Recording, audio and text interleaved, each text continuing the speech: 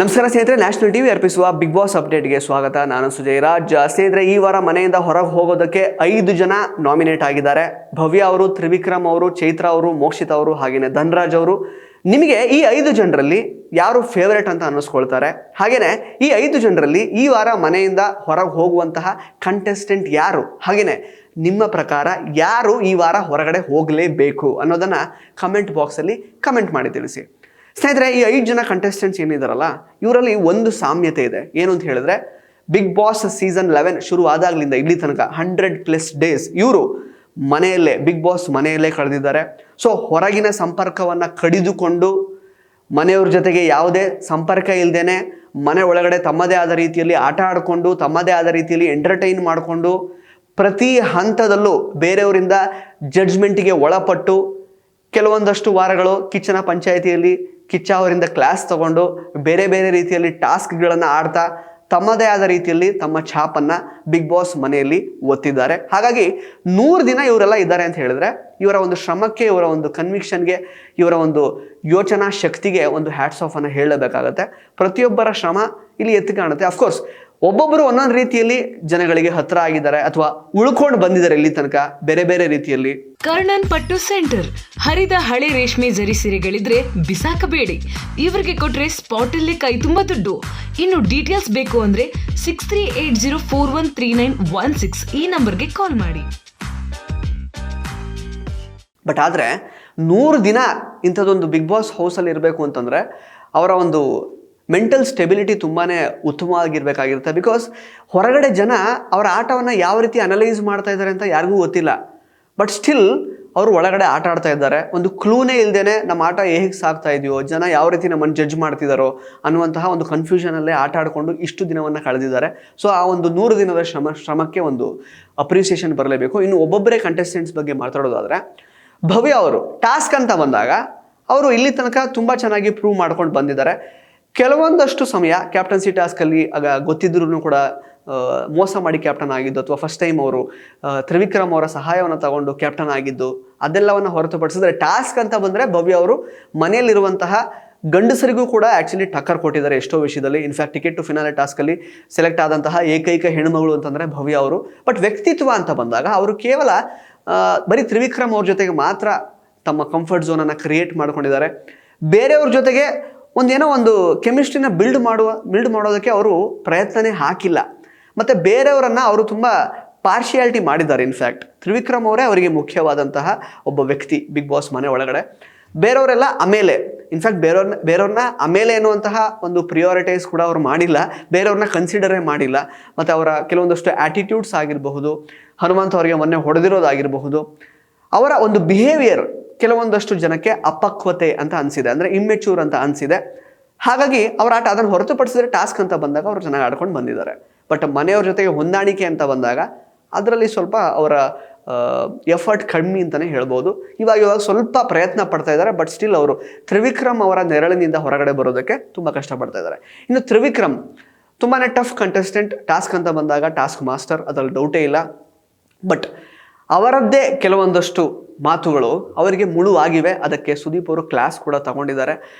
In fact ಮೊದಲು starting ವಾರಗಳಲ್ಲಿ ಅವರು ಮೋಕ್ಷಿತಾ ಅವರಿಗೆ ಹೇಳಿದಂತಹ ಮಾತುಗಳು, ಅಂದರೆ ಮೋಕ್ಷಿತಾ ಮತ್ತು ಗೌತಮಿ ಅವರಿಗೆ, ಇವರು ಕೇವಲ ಒಂದು 10 ವಾರ ಆದಮೇಲೆ ಹೋಗೋರ ಬಗ್ಗೆ ಯಾಕೆ ನೀವು ಯಾಕೆ ತಲೆ ಕೆಡಿಸ್ಕೋತೀರಾ, ನಾವು ಆಟ ಆಡ್ಕೊಂಡು ಹೋಗೋಣ ಅಂತೆಲ್ಲ ಹೇಳಿದ ಮಾತುಗಳು. ಅಂದರೆ ಒಬ್ಬರನ್ನ ಅಂಡರ್ ಎಸ್ಟಿಮೇಟ್ ಮಾಡಿ ಮಾತಾಡಿರುವಂಥದ್ದು. ಜೊತೆಗೆ ಊಟ ಹಾಕಿದ್ದೀವಿ ಇಲ್ಲಿ ತನಕ ಟಾಸ್ಕ್ಗಳನ್ನೆಲ್ಲ ಗೆದ್ದು, ನೀವು ಗೆದ್ದುಬಿಟ್ಟು ದಯವಿಟ್ಟು ಚೆನ್ನಾಗಿ ಆಟ ಆಡಿಬಿಟ್ಟು ಗೆದ್ದುಬಿಟ್ಟು ನಮಗೆ ಊಟ ಹಾಕರಪ್ಪ ಅಂತ ಹೇಳಿದಾಗಿರಬಹುದು. ಸ್ವಲ್ಪ ಓವರ್ ಕಾನ್ಫಿಡೆಂಟ್ ಆಗಿ ಬಾಯಿ ತಪ್ಪಿ ಕೆಲವೊಂದಷ್ಟು ವಿಷಯಗಳನ್ನು ಅವ್ರು ಮಾತಾಡಿದ್ದಾರೆ. ಅಫ್ಕೋರ್ಸ್ ಅದು ಕೂಡ ಅವರ ಮಾತುಗಳು ಏನು ಬರ್ತಾವಲ್ಲ ಬಾಯಿಂದ ಹೊರಗಡೆ, ಅದು ವ್ಯಕ್ತಿತ್ವದ ಭಾಗನೇ ಅಲ್ವಾ. ಅವ್ರ ಮನಸ್ಸಲ್ಲಿ ಏನಿದೆಯೋ, ಅವ್ರ ವ್ಯಕ್ತಿತ್ವ ಹೇಗಿದೆಯೋ ಅದೇ ಮಾತಿನ ರೂಪದಲ್ಲಿ ಆಚೆ ಬರುತ್ತೆ. ಅದನ್ನು ಹೊರತುಪಡಿಸಿದ್ರೆ ಟಾಸ್ಕ್ ಅಂತ ಬಂದಾಗ is A tough contestant. So ಇದು ಅವರ ಬಗೆಗಿನ ಒಂದು ಅನಾಲಿಸಿಸ್. ನೆಕ್ಸ್ಟ್ ಇನ್ನು ಭವ್ಯ ಆಯಿತು, ತ್ರಿವಿಕ್ರಮ್ ಆಯಿತು. ಅದನ್ನು ಹೊರತುಪಡಿಸಿದ್ರೆ ಮೋಕ್ಷಿತಾ ಅವರಿದ್ದಾರೆ. ಮೋಕ್ಷಿತಾ ಅವರದೇ ಆದಂತಹ ಒಂದು ಇಂಡಿವಿಜುವಲ್ ಸ್ಟ್ಯಾಂಡ್ ಇದೆ ಅವರಿಗೆ. ಅವರದೇ ಆದ ರೀತಿಯಲ್ಲಿ ಅವರು ಆಟ ಆಡ್ತಾ ಬರ್ತಿದ್ದಾರೆ, ಜನಗಳಿಗೆ ಹತ್ತಿರ ಆಗ್ತಾ ಇದ್ದಾರೆ. ಇನ್ಫ್ಯಾಕ್ಟ್ ಫ್ಯಾನ್ ಬೇಸ್ ಕೂಡ ತುಂಬ ಚೆನ್ನಾಗಿದೆ ಅವರಿಗೆ. ಬಟ್ ಓನ್ಲಿ ಥಿಂಗ್ ಈಸ್, ಎಲ್ಲೋ ಒಂದು ಕಡೆ ಅವರ ಆಟವನ್ನು ಕೆಲವೊಂದಷ್ಟು ಈಗ 100 ದಿನ ಆಗಿದೆಯಲ್ಲ, 100 ದಿನದಲ್ಲಿ ಆಲ್ಮೋಸ್ಟ್ ಒಂದು ಮುಕ್ಕಾಲು ಭಾಗ ಅಂತಲೇ ಅನ್ಕೋಬೋದು. ಒಂದು 70+ ಡೇಸ್ ಅವರು ಮಂಜು ಅವ್ರನ್ನ ದೂಷಣೆ ಮಾಡಿಕೊಂಡೇ ಬಂದ್ಬಿಟ್ರು.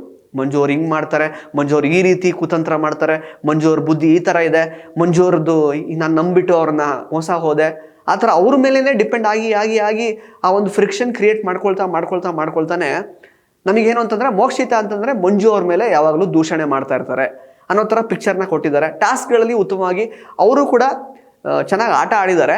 ಈಗ ಲಾಸ್ಟ್ ವೀಕ್ ಅಂತ ಈ ವೀಕ್ ಅಂತ ನೋಡ್ಕೊಳ್ಳುವಾಗ ಅವರು ಶ್ರಮ ಹಾಕಿದ್ದಾರೆ, ಎಫರ್ಟ್ ಹಾಕಿದ್ದಾರೆ. ಬಟ್ ಅದನ್ನು ಹೊರತುಪಡಿಸಿದ್ರೆ ಹಿಂದಿನ ಎಷ್ಟೋ ವಾರಗಳಲ್ಲಿ ಆ ಒಂದು ನರಕದಲ್ಲಿದ್ದಾಗ ಅವರು ಆಟ ಆಡ್ತಾ ಇದ್ರಲ್ಲ, ಆ ಒಂದು ಆಟ ಬಿಟ್ಟರೆ ಅದಾದಮೇಲೆ ಅವರು ಟಾಸ್ಕಲ್ಲಿ ತುಂಬಾ ಡಲ್ ಆಗಿ ಹೋಗಿದ್ರು. ಎಷ್ಟೋ ಬಾರಿ ಅವರು ಆ್ಯಕ್ಚುಲಿ ಈಗ ಎಲಿಮಿನೇಷನ್ ಅಂತ ಬರುತ್ತಲ್ಲ, ಎಲಿಮಿನೇಷನಲ್ಲಿ ಹಾಟ್ ಸಿಟಿ ಎಂಡಲ್ಲಿ ಬಂದು ಇನ್ನೇನು ಹೊರಗಡೆ ಕೂಡ ಒಂದ್ಸಲ ಹೊರಗಡೆ ಹೋಗಿ ನಮ್ಮ ಇವ್ರ ಜೊತೆಗೆ ಹಂಸ ಅವ್ರ ಜೊತೆಗೆ ಹೊರಗೆ ಹೋಗಿ ವಾಪಸ್ ಬಂದಿದ್ರು. ಅಂದರೆ ಅಷ್ಟರ ಮಟ್ಟಿಗೆ ಅವ್ರ ಗ್ರಾಫ್ ತುಂಬ ಡೌನ್ ಆಗಿದೆ ಎಷ್ಟೊಂದು ಸಲ. ಬಟ್ ಒಂದು ರೀತಿಯಲ್ಲಿ ಅವ್ರದ್ದೇ ಆದ ರೀತಿಯಲ್ಲಿ ಛಾಪನ್ನು ಒತ್ತುತ್ತಾ ಬರ್ತಾ ಇದ್ದಾರೆ. ಇನ್ನು ಅದನ್ನು ಹೊರತುಪಡಿಸಿದ್ರೆ ಚೈತ್ರ ಅವರು ಆ್ಯಕ್ಚುಲಿ ಅವ್ರ ಎಂಟರ್ಟೈನ್ಮೆಂಟ್ ಕ್ಷೇತ್ರದಿಂದ ಬಂದವರಲ್ಲ, ಅವ್ರದ್ದು ಬಂಡವಾಳನೇ ಮಾತುಗಾರಿಕೆ. ಅದನ್ನು ಬೇರೆ ಬೇರೆ ರೀತಿಯಲ್ಲಿ ಒಳ್ಳೆ ರೀತಿಯಲ್ಲಿ ಅದನ್ನು ಅವರ ಪ್ರದರ್ಶನ ಮಾಡ್ಬೋದಿತ್ತು ಮನೆ ಒಳಗಡೆ. ಬಟ್ ಪ್ರದರ್ಶನ ಮಾಡುವಂತಹ ಪ್ರಯತ್ನ ಅವ್ರು ಮಾಡಲಿಲ್ಲ. ಸ್ವಲ್ಪ ಕಿರ್ಚಾಟ ಗಲಾಟೆ ಅಥವಾ ಅವ್ರದ್ದೇನೋ ತಪ್ಪು ಅಂತ ಪ್ರೂವ್ ಆಗಿಬಿಡುತ್ತೆ ಅನ್ನುವಂತಹ ಸಮಯ ಬಂದಾಗ ಆ ತಪ್ಪನ್ನು ಬೇರೆಯವ್ರ ಮೇಲೆ ಎತ್ತು ಹಾಕ್ಬಿಡೋದು, ಆ ಥರದ್ದು ಸಾಕಷ್ಟು ಮಾಡಿದ್ದಾರೆ. ಕೆಲವೊಂದಷ್ಟು ಪ್ರೋಟೋಕಾಲ್ಸ್ನ ಅವರು ಬ್ರೇಕ್ ಮಾಡಿದ್ದಾರೆ. ಪ್ರೋಟೋಕಾಲ್ ಬ್ರೇಕ್ ಅಂತ ಬಂದಾಗ ಇನ್ಫ್ಯಾಕ್ಟ್ ಮೋಕ್ಷಿತ ಅವ್ರ ಹೆಸರು ಕೂಡ ತಗೊಳ್ಬೇಕಾಗುತ್ತೆ. ಅವರು ಗ್ರೀನ್ ರೂಮ್ ಅಥವಾ ಆ ಒಂದು ಡ್ರೆಸ್ಸಿಂಗ್ ರೂಮ್ ಪೌಡರ್ ರೂಮಲ್ಲಿ ಮಾತಾಡ್ಕೊಂಡಿರೋದು ಅದು ಆ್ಯಕ್ಚುಲಿ ಪ್ರೋಟೋಕಾಲ್ಗೆ ವಿರುದ್ಧ. ಅದಕ್ಕೆ ಕಿಚ್ಚ ಸುದೀಪ್ ಅವರು ಕ್ಲಾಸ್ ಕೂಡ ತಗೊಂಡಿದ್ರು. ಅದನ್ನು ಹೊರತುಪಡಿಸಿದ್ರೆ ಚೈತ್ರ ಅವರು ಅದೇ ಪ್ರೋಟೋಕಾಲ್ಸ್ ಬ್ರೇಕ್ ಮಾಡಿದ್ದು, ಹೊರಗಡೆ ಹೋಗಿ ಕೆಲವೊಂದಷ್ಟು ವಿಷಯಗಳನ್ನು ತಿಳ್ಕೊಂಡು ಒಳಗಡೆ ಬಂದಿದ್ದು, ಅದನ್ನು ಬೇರೆಯವರಿಗೆ ಕಂಟೆಸ್ಟೆಂಟ್ಸಿಗೆ ಬೇರೆ ಬೇರೆ ರೀತಿಯಲ್ಲಿ ಅದಕ್ಕೆ ಬಣ್ಣ ಕಟ್ಟಿ ಹೇಳಿ ಅವರ ತಲೆ ಕೆಡಿಸಿದ್ದು. ಸೊ ಆಮೇಲೆ ಮುಖ್ಯವಾಗಿ ಅವರ ಒಂದು ಉಳಿವಿಕೆ ಅಂತ ಬಂದಾಗ ಬೇರೆಯವರ ಕಾಲು ಹಿಡಿಯೋದಕ್ಕೂ ಅವರು ರೆಡಿ ಆಗಿಬಿಡ್ತಾರೆ ಚೈತ್ರ ಅವರು. ಇನ್ಫ್ಯಾಕ್ಟ್ ಶಿಶಿರ್ ಅವರಿಂದ ಒಂದು ಭಿಕ್ಷೆ ಪಡ್ಕೊಳ್ತಾರಲ್ಲ ಆ್ಯಕ್ಚುಲಿ, ಏನಂದರೆ ನಾಮಿನೇಷನ್ ಆಗದೇನೆ ಪಾಪ ಅವರು ನಾಮಿನೇಟ್ ಆದರು ಒಂದು ವಾರ. ಸೊ ಅದನ್ನೆಲ್ಲ ನೋಡುವಾಗ ಅವರ ವ್ಯಕ್ತಿತ್ವದ ಬಗ್ಗೆ, ಅಂದರೆ ಇವ್ರು ಯಾವ ರೀತಿ ವ್ಯಕ್ತಿತ್ವ, ಅಂದರೆ ಅವರ ಉಳಿವಿಕೆಗಾಗಿ ಹೆಂಗೆ ಬೇಕಾದರೂ ಪ್ಲೇಟ್ ಚೇಂಜ್ ಮಾಡೋದಕ್ಕೆ ರೆಡಿ ಆಗ್ತಾರ ಚೈತ್ರ ಅನ್ನೋ ರೀತಿಯಲ್ಲಿ ಅವ್ರು ಆಟ ಆಡ್ತಾ ಇದ್ದಾರೆ. ಇನ್ಫ್ಯಾಕ್ಟ್ ಬಿಗ್ ಬಾಸ್ ಮನೆ ಒಳಗಡೆ ಈ ವಾರ ಉತ್ತಮವನ್ನು ಪಡ್ಕೊಂಡಿದ್ದಾರೆ ಅವರು. ಬಟ್ ಇಷ್ಟೂ ವಾರಗಳ ಕಾಲ ಅವರು ಆಡಿದಂತಹ ರೀತಿಯನ್ನು ಅನಲೈಸ್ ಮಾಡಿ ನೋಡೋದಾದರೆ ಈ 5 ಜನ ಏನು ನಾಮಿನೇಟ್ ಆಗಿದ್ದಾರಲ್ಲ ಅವರ ಆಟದ ಒಂದು ಪ್ರದರ್ಶನ ಸ್ವಲ್ಪ ಕಮ್ಮಿ ಅಂತಲೇ ಹೇಳ್ಬೋದು. ಎಷ್ಟರ ಮಟ್ಟಿಗೆ ಅವರು ಜನಗಳನ್ನು ಅಟ್ರ್ಯಾಕ್ಟ್ ಮಾಡಲಿಕ್ಕೆ ಸೆಳೀಲಿಕ್ಕೆ ಸಫಲರಾಗಿದ್ದಾರೆ ಅನ್ನೋದನ್ನು ಈ ವೀಕಲ್ಲಿ ಎಲಿಮಿನೇಟ್ ಆದಮೇಲೆ ಗೊತ್ತಾಗುತ್ತೆ. ಅಂದರೆ ಎಲಿಮಿನೇಷನ್ ಪ್ರೋಸೆಸ್ ಆದಮೇಲೆ ಅವ್ರು ಹೋಗ್ತಾರಾ ಬಿಡ್ತಾರಾ ಅನ್ನೋದ್ರ ಮೇಲೆ ಗೊತ್ತಾಗುತ್ತೆ. ಸೊ ಈ 5 ಜನರಲ್ಲಿ ಈಗ ಸದ್ಯಕ್ಕೆ ವ್ಯಕ್ತಿತ್ವ ಅಂತ ಬಂದಾಗ ಸ್ವಲ್ಪ ಮೇಲ್ಮಟ್ಟದಲ್ಲಿ ಕಾಣಲಿಕ್ಕೆ ಸಿಗೋದು ನಮ್ಮ ಧನರಾಜ್ ಅವರು. ಧನರಾಜ್ ಅವರು ಅಫ್ಕೋರ್ಸ್ ಸ್ಟಾರ್ಟಿಂಗ್ ವೀಕ್ಗಳಲ್ಲಿ ಅವರು ತುಂಬಾ ಲೋ ಆಗಿದ್ರು. ಅವರಿಗೆ ಯಾವ ರೀತಿ ಆಟ ಆಡಬೇಕು ಅಂತ ಗೊತ್ತಾಗ್ತಿರ್ಲಿಲ್ಲ. ಮನೇಲಿರೋರು ಕೂಡ ಪ್ರತಿಯೊಬ್ಬರು ಮಾತುಗಾರಿಕೆಯಲ್ಲಿ ತುಂಬ ಸ್ಟ್ರಾಂಗ್ ಇದ್ದಾರೆ. ಇನ್ಫ್ಯಾಕ್ಟ್ ಟಾಸ್ಕ್ಗಳನ್ನು ಚೆನ್ನಾಗಿ ಆಡ್ತಾರೆ. ಇವ್ರಿಗೆ ಹೆಂಗೆ ಹ್ಯಾಂಡಲ್ ಮಾಡೋದು ಒಬ್ಬೊಬ್ಬ ವ್ಯಕ್ತಿನ ಅನ್ನುವಂತಹ ಕನ್ಫ್ಯೂಷನ್ನಲ್ಲಿ ಇದ್ದರು. ಬಟ್ ಹನುಮಂತ ಅವರು ಬಂದ ಮೇಲೆ ತುಂಬ ಬೇಗ ಅವರು ಪಿಕಪ್ ಆಗಿ ಕೆಲವೊಂದಷ್ಟು ಕಾರಣಗಳನ್ನು ಕೊಡುವಾಗ ಅವರು ಕನ್ಫ್ಯೂಷನಲ್ಲೇ ಕೊಡ್ತಾಯಿದ್ರು. ಅವರ ಸ್ಟ್ಯಾಂಡ್ ಬೇರೆ ಥರನೇ ಇರ್ತಾಯಿತ್ತು. ಬಟ್ ಬರ್ತಾ ಬರ್ತಾ ಬರ್ತಾ ಬರ್ತಾ ಅವ್ರದ್ದು ಗ್ರಾಫ್ ಏರುಗತಿಯಲ್ಲೇ ಸಾಗ್ತಾ ಇದೆ. ಟಾಸ್ಕ್ಗಳಲ್ಲೂ ಚೆನ್ನಾಗಿ ಪರ್ಫಾರ್ಮ್ ಮಾಡೋದಕ್ಕೆ ಅವರು ಶುರು ಮಾಡಿದ್ರು. ರೆಸಾರ್ಟ್ ಟಾಸ್ಕಲ್ಲೂ ಅವರ ಒಂದು ಛಾಪನ್ನು ಒತ್ತಿದ್ರು. ಕ್ರಿಯೇಟಿವ್ ಆಗಿ ತುಂಬ ಚೆನ್ನಾಗಿ ಪರ್ಫಾರ್ಮ್ ಮಾಡಿದರು. ಈಗ ಬರ್ತಾ ಬರ್ತಾ ಬರ್ತಾ ಬರ್ತಾ ಅವರ ವ್ಯಕ್ತಿತ್ವ ಕೂಡ ತುಂಬ ಪ್ರಖರವಾಗಿ ಒಳ್ಳೆ ರೀತಿಯಲ್ಲಿ ಕಾಣಲಿಕ್ಕೆ ಸಿಗ್ತಾ ಇದೆ. ತುಂಬ ಚೆನ್ನಾಗಿ ಆಟ ಆಡ್ತಾ ಇದ್ದಾರೆ. ವ್ಯಕ್ತಿತ್ವ ಅಂತ ಬಂದಾಗ ಈ 5 ಜನರಲ್ಲಿ ಈ ವ್ಯಕ್ತಿ ಸ್ವಲ್ಪ ಮೇಲ್ಮಟ್ಟದಲ್ಲೇ ಕಾಣಲಿಕ್ಕೆ ಸಿಗ್ತಾರೆ ಅಂತಲೇ ಹೇಳಬಹುದು. ಬಟ್ ಆದರೆ ಗ್ರಾಫ್ ಈಗ ಬರ್ತಾ ಬರ್ತಾ ಬರ್ತಾ ಮುಂದೆ ಅಂದರೆ ರೈಸ್ ಆಗ್ತಿದೆ. ಬಟ್ ಓವರ್ ಆಲ್ ಗ್ರಾಫ್ ಅಂತ ನೋಡುವಾಗ ಅವ್ರದ್ದು ಆ್ಯಕ್ಚುಲಿ 7 ಬೀಳುಗಳನ್ನು ಕಂಡಿದ್ದಾರೆ ಧನರಾಜ್ ಅವರು. ಬಟ್ ಯಾವ ರೀತಿ ಮುಂದಿನ ದಿನಗಳಲ್ಲಿ ಕಾಣಿಸ್ಕೋತಾರೆ ಅನ್ನೋದ್ರ ಬಗ್ಗೆ ಕುತೂಹಲ ಕೂಡ ಇದೆ. ಬಿಕಾಸ್ ಎಂಟರ್ಟೈನ್ಮೆಂಟ್ ಫ್ಯಾಕ್ಟರ್ ಇದೆ ಅವರಲ್ಲಿ. ಇನ್ನೇನು ಗೇಮ್ಸ್ ಜಾಸ್ತಿ ಬರಲಿಕ್ಕಿಲ್ಲ. ಇನ್ನು 2 ವಾರ ಜಾಸ್ತಿ ಬೇರೆ ಥರನೇ ಎಂಟರ್ಟೈನ್ ಮಾಡುವಂತಹ ವಿಷಯಗಳು ಇರುತ್ತೆ. ಅದರಲ್ಲಿ ಯಾವ ರೀತಿ ತೊಡಗಿಸ್ಕೊಳ್ತಾರೆ ಅನ್ನುವಂತಹ ಒಂದು ಕುತೂಹಲ ಇದೆ. ಸೊ ಈ 5 ಜನರಲ್ಲಿ ಸ್ನೇಹಿತರೆ ನನ್ನ ಪ್ರಕಾರ ಟಫ್ ಫೈಟ್ ಅಥವಾ ಮತ್ತೆ ಎಗೇನ್ ಚೈತ್ರ ಮತ್ತು ಮೋಕ್ಷಿತ ಅವರು ಲಾಸ್ಟ್ 2 ಅಲ್ಲಿ ಬಂದು ಕೂತ್ಕೋತಾರೆ ಅಂತ ನನಗೆ ಅನ್ನಿಸ್ತಾ ಇದೆ. ಯಾವುದಾದ್ರೂ ಒಂದು ರೀತಿಯಲ್ಲಿ ಲಾಸ್ಟಿಗೆ ಬಂದು ಕೂತ್ಕೋತಾರೆ. ಸೊ ಚೈತ್ರ ಮತ್ತು ಮೋಕ್ಷಿತ ಅವ್ರ ನಡುವೆ ಬಹುಶಃ ಯಾರು ಹೋಗ್ತಾರೆ ಅನ್ನುವಂತಹ ಸಿಚುವೇಶನ್ ಕ್ರಿಯೇಟ್ ಆಗುತ್ತೆ ಅಂತ ನನಗೆ ಅನಿಸುತ್ತೆ. ನಿಮಗೂ ಹಾಗೆ ಅನ್ನಿಸ್ತಾ ಇದೆ ಅಂದರೆ ದಯವಿಟ್ಟು ಕಮೆಂಟ್ ಬಾಕ್ಸಲ್ಲಿ ಕಮೆಂಟ್ ಮಾಡಿ ತಿಳಿಸಿ. ಹಾಗೆಯೇ ಮೋಕ್ಷಿತ ಅವರಿಗೆ ಫ್ಯಾನ್ ಬೇಸ್ ತುಂಬ ಚೆನ್ನಾಗಿದೆ. ಸೊ ಮೋಕ್ಷಿತ ಅವರು ಉಳ್ಕೊಳ್ಳುವಂತಹ ಚಾನ್ಸಸ್ ಜಾಸ್ತಿ ಇದೆ. ಬಟ್ ಚೈತ್ರ ಅವರು ಈ ವಾರ ಉತ್ತಮವನ್ನು ಪಡ್ಕೊಂಡಿದ್ದಾರೆ ಆ್ಯಕ್ಚುಲಿ ಇಡೀ ಮನೆಯಿಂದ. ಸೊ ಈಗ ಚೈತ್ರ ಅವರ ಫ್ಯಾನ್ಸ್ ಯಾರಿರ್ತಾರಲ್ಲ ಅವರು ಅವರ ಒಂದು ಎಷ್ಟರ ಮಟ್ಟಿಗೆ ಸಪೋರ್ಟ್ ಏನು ಇಲ್ಲಿ ತನಕ ಮಾಡ್ತಾ ಬಂದಿದ್ದಾರಲ್ಲ ಚೈತ್ರ ಅವರಿಗೆ, ಈ ಬಾರಿ ಇನ್ನೂ ತುಂಬ ಚೆನ್ನಾಗಿ ಅವರು ತಮ್ಮ ಸಪೋರ್ಟನ್ನು ಕೊಟ್ಟು ಚೈತ್ರ ಅವರನ್ನು ಉಳಿಸ್ಬೇಕು ಅಂತಂದರೆ ತುಂಬ ಚೆನ್ನಾಗಿ ಇನ್ನೂ ಶ್ರಮ ಹಾಕಿ ವೋಟ್ ಹಾಕಬೇಕಾಗತ್ತೆ. ಸೊ ಚೈತ್ರ ಅವರ ಫ್ಯಾನ್ಸ್ನ ಒಂದು ಪೌರುಷ ಆಗಿರಬಹುದು, ಅವರ ಒಂದು ಸಪೋರ್ಟ್ನ ಇನ್ನೂ ದೊಡ್ಡ ರೀತಿಯಲ್ಲಿ ಪ್ರದರ್ಶನ ಮಾಡುವಂತಹ ಸಮಯ ಈಗ ಬಂದಿದೆ ಅಂತ ಅನಿಸುತ್ತೆ. ಈಗ ಜನರಲ್ ಆಗಿ ನೋಡುವಾಗ 5 ಜನರಲ್ಲಿ ಚೈತ್ರ ನಮಗೆ ಚೈತ್ರ ಹೋಗ್ತಾರೆ ಈ ಸಲ ಅನ್ನೋ ಥರ ಅನಿಸೋ ಥರನೇ ಇದೆ ಆ್ಯಕ್ಚುಲಿ. ಬಟ್ ಗೊತ್ತಿಲ್ಲ, ಯಾವ ಟೈಮಲ್ಲಿ ಬೇಕಾದರೂ ಈ ಕ್ವೆಶನ್ಸ್ ಚೇಂಜ್ ಆಗಬಹುದು, ಹೇಳಲಿಕ್ಕಾಗಲ್ಲ. ಎಷ್ಟೋ ವಾರ ಇನ್ಫ್ಯಾಕ್ಟ್ ಚೈತ್ರ ಅವರು ಹೋಗಲ್ಲ ಅಂತ ಅಂದ್ಕೊಂಡಿದ್ದಂತಹ ಹೋಗ್ತಾರೆ ಅಂತ ಅಂದ್ಕೊಂಡಿದ್ದ ಟೈಮಲ್ಲಿ ಚೈತ್ರ ಅವರು ಸೇಫ್ ಆಗಿದ್ದರು. ಎಷ್ಟೋ ವಾರಗಳು ನೀವು ಬೇಕಿದ್ರೆ ಅನಲೈಸ್ ಮಾಡಿ ಸ್ವಲ್ಪ ಮನವರಿಕೆ ಮಾಡಿಕೊಂಡು ಮೆಮೊರೈಸ್ ಮಾಡಿಕೊಂಡು ನೋಡ್ಕೊಳ್ಳಿ. ಎಷ್ಟೋ ವಾರ ಚೈತ್ರ ಅವರು ಸೇಫ್ ಆಗಿದ್ದಾರೆ. ಸೊ ಈ ವಾರನೂ ಸೇಫ್ ಆಗ್ತಾರಾ ಗೊತ್ತಿಲ್ಲ, ಸೇಫ್ ಆಗಲ್ಲ ಅಂತಲೇ ಅನ್ನಿಸ್ತಾ ಇದೆ. ಯಾಕಂದರೆ 13ನೇ ತಾರೀಕು ಅವ್ರದ್ದು ಆ್ಯಕ್ಚುಲಿ ಹಿಯರಿಂಗ್ ಇದೆ, ವಿಚಾರಣೆ ಇದೆ.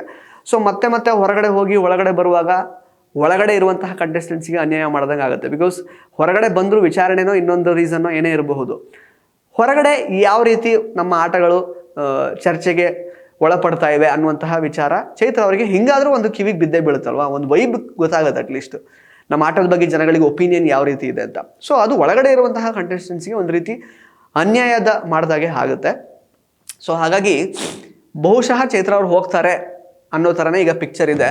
ಬಟ್ ಪಿಕ್ಚರ್ ಚೇಂಜ್ ಮಾಡುವಂತಹ ಒಂದು ಚುಕ್ಕಾಣಿ ಆ್ಯಕ್ಚುಲಿ ಚೈತ್ರ ಅವರ ಫ್ಯಾನ್ಸಿಗಿರುತ್ತೆ.